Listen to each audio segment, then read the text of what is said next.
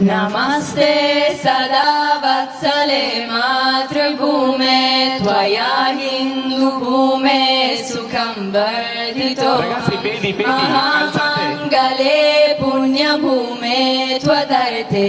पदत्वेशकायो नमस्ते नमस्ते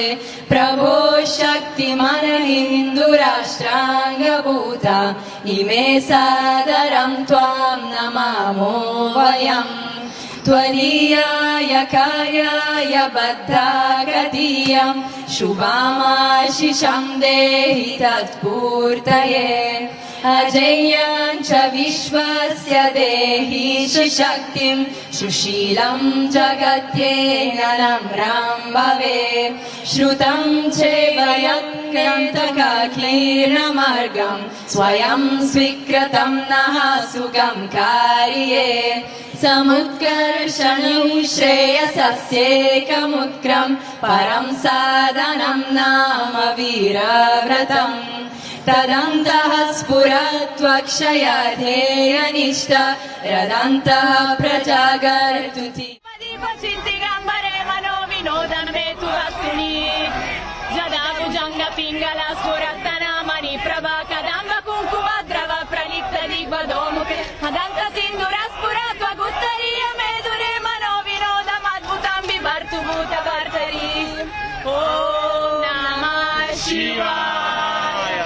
सदाशिवं भजाम्यहं सदाशिवं भजाम्यहम् ॐ नमः शिवाय भारत माता की माझं माई गुरुजी म्हणून मला इथे ओळखतात 22 वर्षापासून इथे आहे सर आणि सगळं मी शिकवलं इथे आणि भाऊ पण तिथे आहे इथे मी सर योगा आणि संस्कृत शिकवतो आरती आणि आहेत तुमचे शिष्य सर इथे तर माझे कमीत कमी 2 लाख पर्यंत यस आणि आयुर्वेदिक मला इथे 20 वर्ष झाले नमस्ते